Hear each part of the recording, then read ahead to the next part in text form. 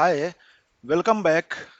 In my previous video, I have explained what is iteration and another form of iteration was for loop. In this particular video, I am going to explain the second form of iteration which is nothing but while loop. So let's see. So the agenda for today session is that we will see another form of iteration. I have explained what is iteration, which is nothing but while loop. Then we will see break and continue statements, and then we will see demo some code examples as a demo in Jupyter Notepad. So let's see what is while loop. So while loop is nothing but another form of iteration. So in for loop we have seen, let's suppose it is in C language, I equal to 0 semicolon I less than 10 I plus plus. And if you want to print this particular a, so how many times it will be printed?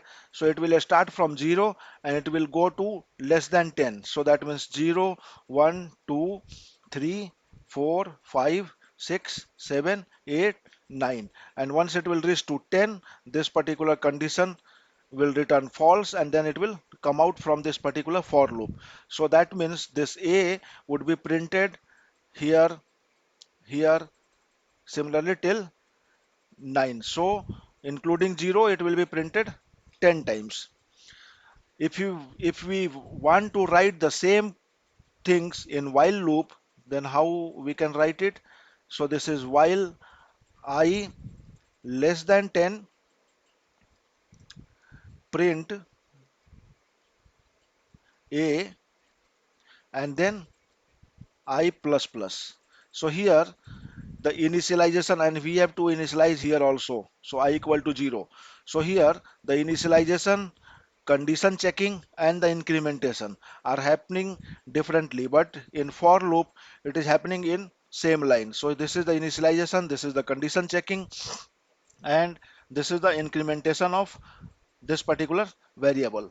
But here we have initialized it before while loop, then in while condition we are checking, in while loop we are checking the condition and then printing the statement and then incrementing by 1, and then again it will go here and it will check the condition. So it will also print 10 time. It will go to 0 to 9 because I less than 10 is there.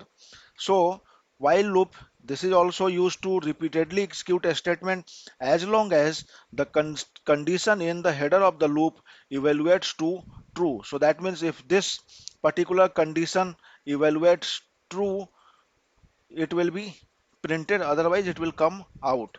So this is the general form while condition and a statement. So this is the condition here. So this is the flow diagram. The flow will come inside this, the condition it will be checked. If it is true, then it will execute the statement and go back again, it will check condition if it is true. So it will iterate here, and once it is false, then the statement will be executed and it will come to the end. Here it will close the execution. So now you can see here example. So given a list L, this is the list, and one key is given to you, which is nothing but k equal to 35. Verify if k is an element of L. So here we are going to find out in given list whether this particular item are available or not. So this kind of searching of that particular element inside a list. So search k at each location in the list L. So you can see here how we can write it. So this is the list. This is the k equal to -2. So initially we are taking found one variable which is false, and then position we are starting from 0 because the index start from 0, 1, 2, 3, 4, 5, 6, 7, 8, 9. So here while not found. Not found means here it is false, and means not found means false equal to true. So if it is not true and position less than equal to length of L, so length of L is nothing but what? So here the length of L will be 10. So that's what we are putting here, position less than length of N. So here 10. So less than 10 means it will go to 9. If k equal to L of position, so initially position would be 0, and if k is nothing but here minus 2. If k equal to length of position, so initially minus 1 equal to minus 2 not, so it will not go inside this one, it will not make found equal to true, and it will increment the value of position by 1, then again it will go. So here you can see it is not true. Okay, not found means negate, false to true, so it will go inside this and it will keep on going. Okay, and once it will be true, so here it is true, and then it will be not, then it will be false here. So once it will be false, it will come out and then it will print found, and found is the position where it is found. So you can see here the loop is terminated as soon as the break statement is executed within a loop. So in this particular example, if you see here, once it is true, it will execute till end. Even let's suppose the item was found here, but still it will go and search till here. But we do not want like that. Once the found is true, once we find out the particular searching element, then come out from the loop, because no need to run and go till end, because that will create a performance issue unnecessary. We are iterating even though we have found out the item. So for that, we what we can do, once we found is true means we have found out the item, let's break the loop and come out. No need to go at the end, then print it. So this is the meaning of break. Here the break statement will break the loop and it will come out. So forcefully it will break the loop, it will not go till end. And the continuous statement, you can see here the execution of continuous statement inside the loop transfer control to the beginning of the loop, skipping the code fragment after the continuous statement in the loop. So print all the even number from 0 to 10. So our example here is that I want to print all the even numbers between 0 to 10. So let's start from number minus 1, number less than 10, number equal to number plus 1, and then modulus operator with 2. If it is not equal to 0, that means not even number, then continue. Continue where? Here. It will continue. Once this will be not equal to 0 means it is not even number. If once it is equal to 0, then it will come out and then it will print number here. Okay. So once it is not equal to 0, then only it will go to continue. Otherwise, it will come out and print all the even numbers. Okay, we will see this code. So let's see this particular examples in Jupyter Notepad. So you can see here we are having one list, and then we want to find out whether this particular item, which is nothing but minus 2, are inside this particular list or not. So we want to search this item k inside the list. So we have given initialize found equal to false, position equal to 0, and this will continue till not found and the position less than equal to L. If k equal to L position, then found equal to, so that means we have found out that particular item which we are searching, and then it will true, it will make true, and then position equal to position plus 1, so that it will go at the end for searching. And once, and if found equal to true, that means we have found out the searching item, and then we will print it here. So let's run it. So if I am giving this one here, so now let's see what is happening.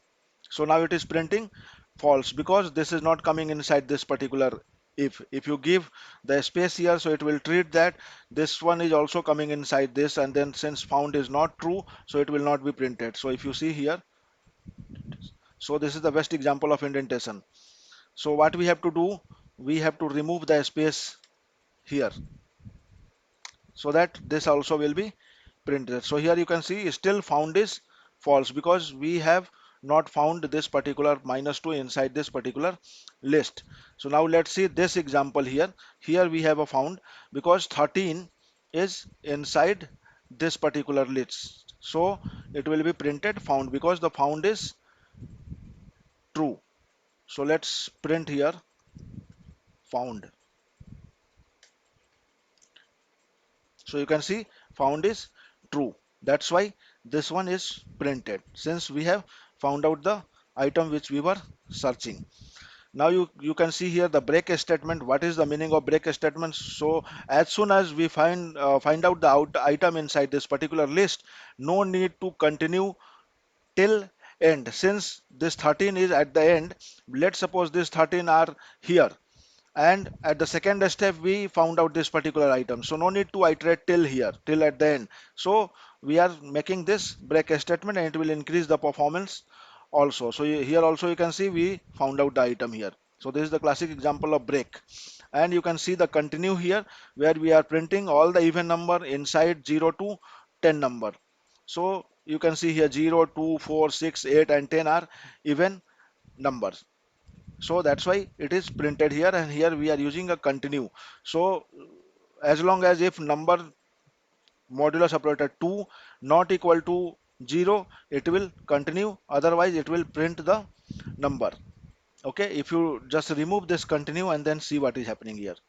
Expected and indentation. So here we have to give some space here so that this will come inside this. So let's run it here. So what it is printing here? 13579. So all the odd numbers. Why? Because if number modulus operator 2 not equal to 0, so we are printing number. So that means all the odd numbers. That's why we have given here continue. If it is odd number, just continue, go to the starting of loop, don't print that number. If it is 0, then print it the number, then we will get the all the even number. So you can see here we can find out the even number also, odd number also. So I hope you would have understood what is the while loop, what is the break statement, what is continue in loop, and what is the significance of that and how to use it.